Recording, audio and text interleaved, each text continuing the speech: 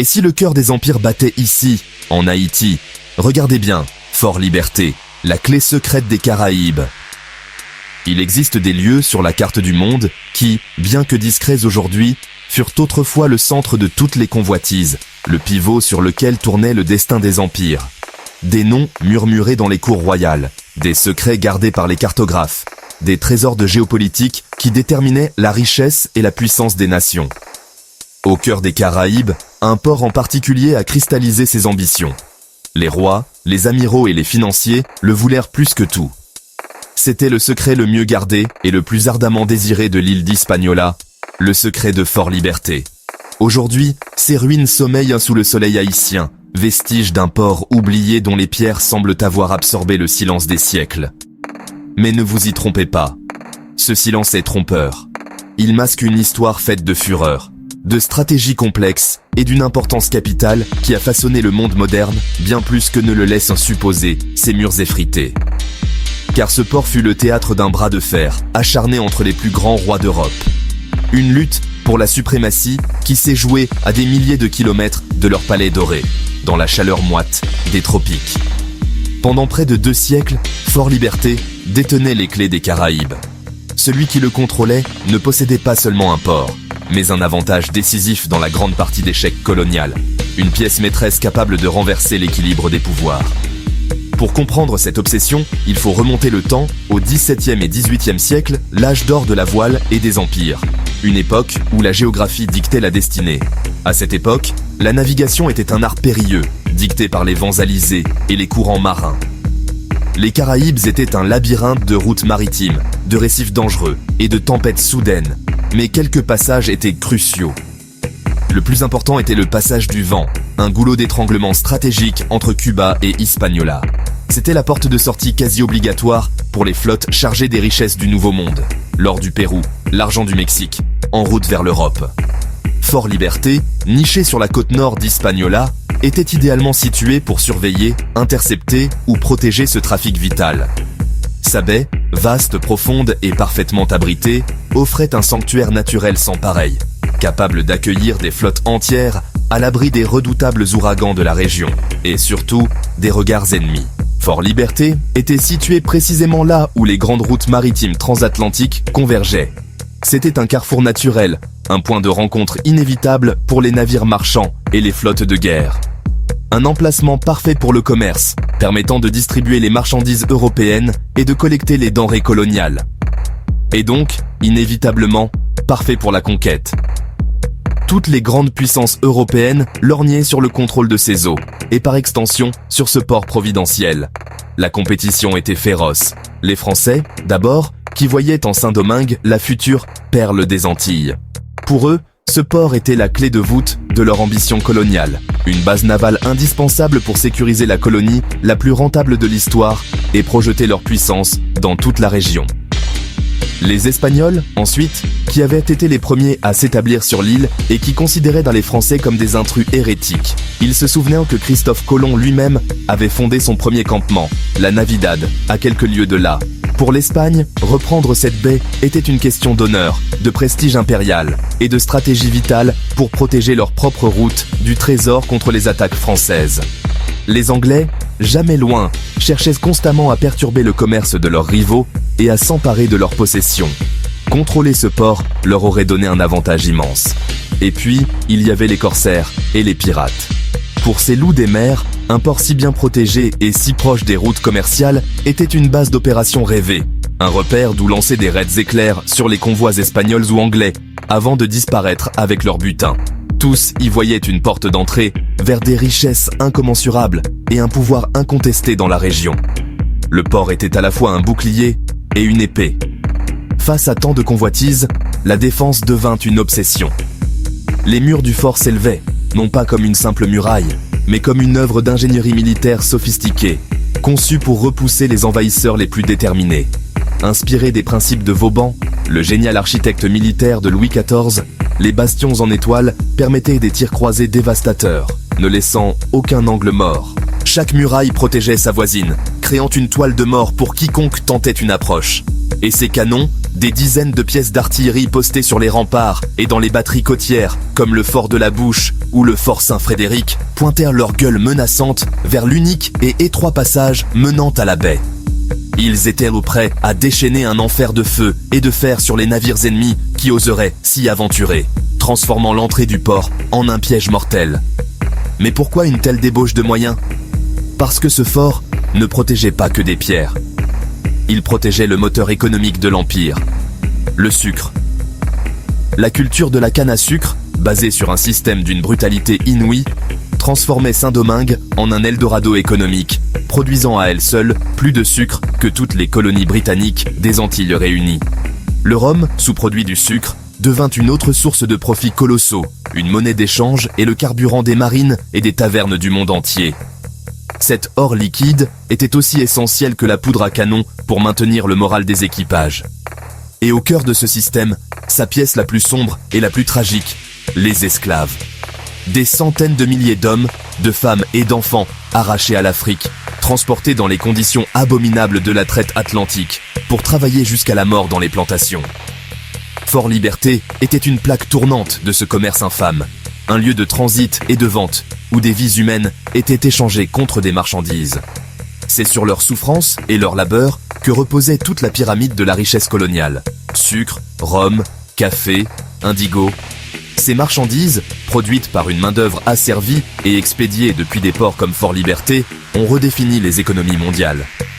Elles ont créé de nouvelles habitudes de consommation en Europe, enrichi les métropoles et financé leurs guerres incessantes. La fortune de Bordeaux, de Nantes, de Liverpool s'est construite ici. Inévitablement, les batailles et les traités ont fait basculer le contrôle du port à plusieurs reprises. Chaque guerre en Europe avait ses répercussions immédiates et violentes ici. Le fort fut pris, repris, cédé, fortifié tour à tour par les Français et les Espagnols. Chaque changement de drapeau était précédé de sièges sanglants et de bombardements navals. Chaque manœuvre était calculée, comme des coups dans une partie d'échecs à l'échelle planétaire, où le port était une pièce maîtresse, un château qu'il fallait à tout prix conquérir ou défendre. À chaque traité, comme celui de Ryswick en 1797 qui officialisa la présence française, ou celui de Bâle en 1795 qui céda toute l'île à la France, les cartes étaient redessinées. Les frontières de la colonie se déplaçaient, mais toujours autour de la promesse et de la puissance de ce port. Aujourd'hui, les drones qui survolent ces pierres silencieuses et les cartes sépia qui jaunissent dans les archives nous murmurent cette histoire éminemment stratégique. Ils nous rappellent que ce lieu n'était pas une simple garnison isolée, mais un nœud vital dans un réseau global. Une histoire complexe, violente et cruciale, mais pourtant souvent ignorée, reléguée aux marges de l'histoire dominante. Une histoire qui se concentre sur les batailles européennes et oublie les théâtres lointains, où se jouait véritablement l'avenir des empires, et où se forgeaient les richesses qui alimentèrent leurs conflits. Car Fort Liberté n'est pas seulement un ensemble de ruines pittoresques, c'est le témoin d'une mondialisation précoce, une mondialisation brutale, bâtie sur l'ambition, la technologie militaire et la souffrance de millions d'êtres humains. C'est un pivot géopolitique dont l'importance a rayonné bien au-delà de ses remparts, influençant les décisions prises à Versailles, Madrid et Londres. Un lieu qui a contribué à façonner les routes commerciales des Caraïbes, à définir les frontières politiques de l'île et à financer les révolutions industrielles en Europe, et à nourrir une rivalité coloniale dont l'onde de choc ultime sera la révolution haïtienne. C'est dans ce creuset de violence, de richesse et d'oppression que naîtra la plus grande révolte d'esclaves de l'histoire, menant à la création de la première république noire du monde, née du sang et du sucre de cette terre.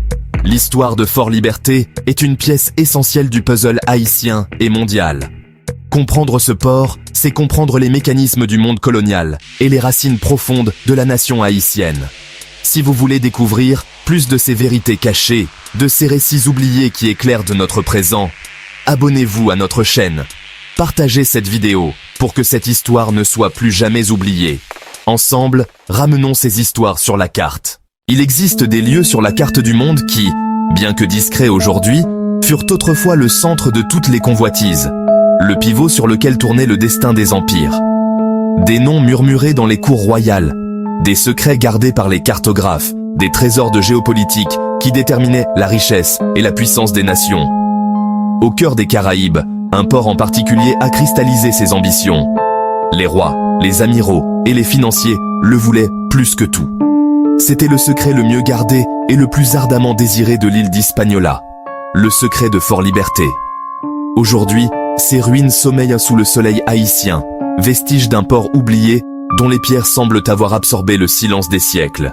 Mais ne vous y trompez pas, ce silence est trompeur. Il masque une histoire faite de fureur, de stratégies complexes et d'une importance capitale qui a façonné le monde moderne bien plus que ne le laissent supposer ses murs effrités. Car ce port fut le théâtre d'un bras de fer acharné entre les plus grands rois d'Europe. Une lutte pour la suprématie qui s'est jouée à des milliers de kilomètres de leur palais doré dans la chaleur moite des tropiques. Pendant près de 2 siècles, Fort Liberté détenait les clés des Caraïbes. Celui qui le contrôlait ne possédait pas seulement un port, mais un avantage décisif dans la grande partie d'échec colonial, une pièce maîtresse capable de renverser l'équilibre des pouvoirs. Pour comprendre cette obsession, il faut remonter le temps, au XVIIe et XVIIIe siècle, l'âge d'or de la voile et des empires. Une époque où la géographie dictait la destinée. À cette époque, la navigation était un art périlleux, dicté par les vents alizés et les courants marins. Les Caraïbes étaient un labyrinthe de routes maritimes, de récifs dangereux et de tempêtes soudaines, mais quelques passages étaient cruciaux.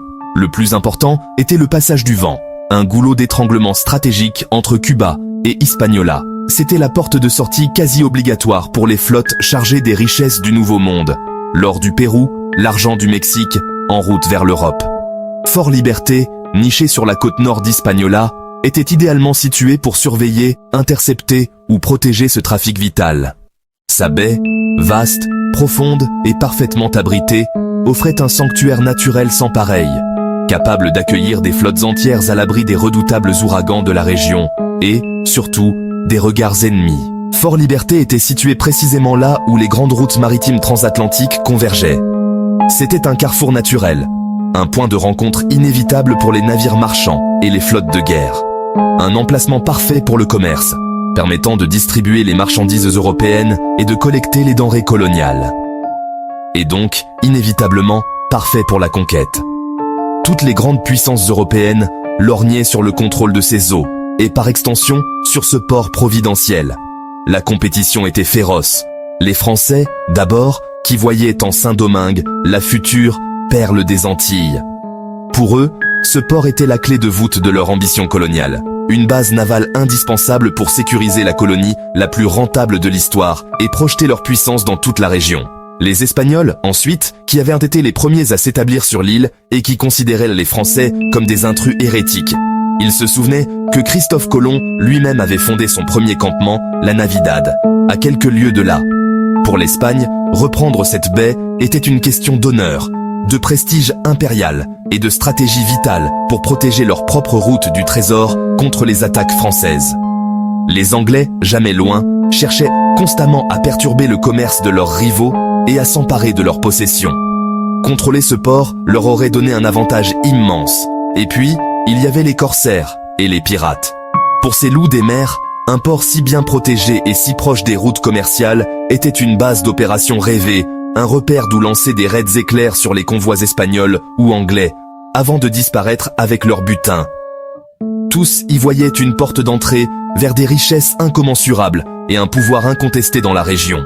Le port était à la fois un bouclier et une épée. Face à tant de convoitises, la défense devint une obsession. Les murs du fort s'élevaient, non pas comme une simple muraille, mais comme une œuvre d'ingénierie militaire sophistiquée, conçue pour repousser les envahisseurs les plus déterminés. Inspiré des principes de Vauban, le génial architecte militaire de Louis XIV, les bastions en étoile permettèrent des tirs croisés dévastateurs, ne laissant aucun angle mort. Chaque muraille protégeait sa voisine, créant une toile de mort pour quiconque tentait une approche. Et ces canons, des dizaines de pièces d'artillerie postées sur les remparts et dans les batteries côtières, comme le fort de la Bouche ou le fort Saint-Frédéric, pointaient leur gueule menaçante vers l'unique et étroit passage menant à la baie. Ils étaient prêts à déchaîner un enfer de feu et de fer sur les navires ennemis qui oseraient s'y aventurer, transformant l'entrée du port en un piège mortel. Mais pourquoi une telle débauche de moyens? Parce que ce fort ne protégeait pas que des pierres. Il protégeait le moteur économique de l'Empire, le sucre.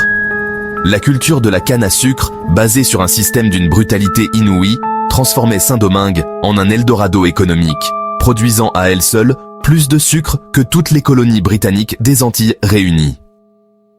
Le rhum, sous-produit du sucre, devint une autre source de profits colossaux, une monnaie d'échange et le carburant des marines et des tavernes du monde entier. Cet or liquide était aussi essentiel que la poudre à canon pour maintenir le moral des équipages. Et au cœur de ce système, sa pièce la plus sombre et la plus tragique, les esclaves. Des centaines de milliers d'hommes, de femmes et d'enfants arrachés à l'Afrique, transportés dans les conditions abominables de la traite atlantique pour travailler jusqu'à la mort dans les plantations. Fort Liberté était une plaque tournante de ce commerce infâme, un lieu de transit et de vente où des vies humaines étaient échangées contre des marchandises. C'est sur leur souffrance et leur labeur que reposait toute la pyramide de la richesse coloniale. Sucre, rhum, café, indigo. Ces marchandises, produites par une main-d'œuvre asservie et expédiées depuis des ports comme Fort Liberté, ont redéfini les économies mondiales.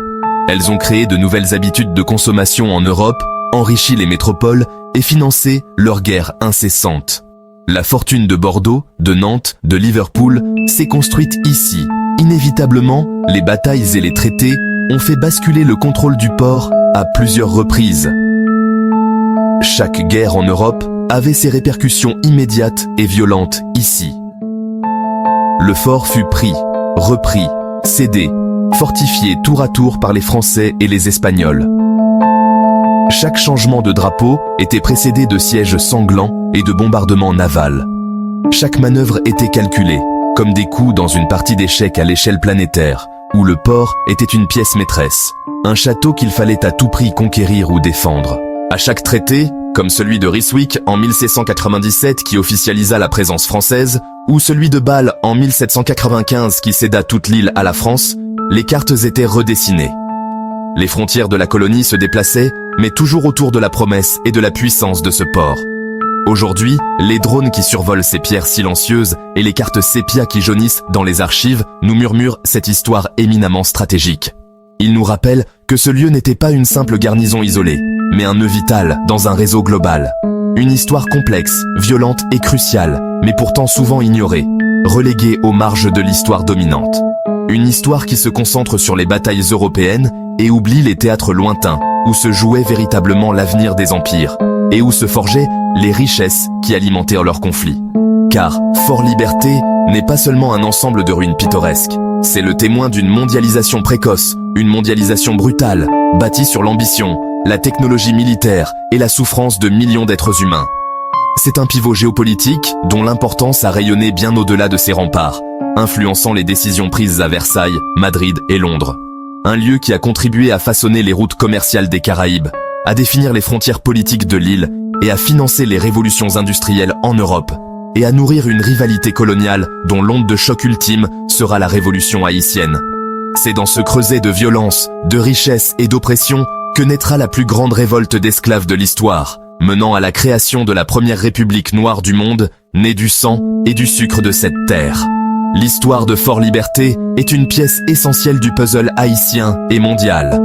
Comprendre ce port, c'est comprendre les mécanismes du monde colonial et les racines profondes de la nation haïtienne. Si vous voulez découvrir plus de ces vérités cachées, de ces récits oubliés qui éclairent de notre présent, abonnez-vous à notre chaîne. Partagez cette vidéo pour que cette histoire ne soit plus jamais oubliée. Ensemble, ramenons ces histoires sur la carte.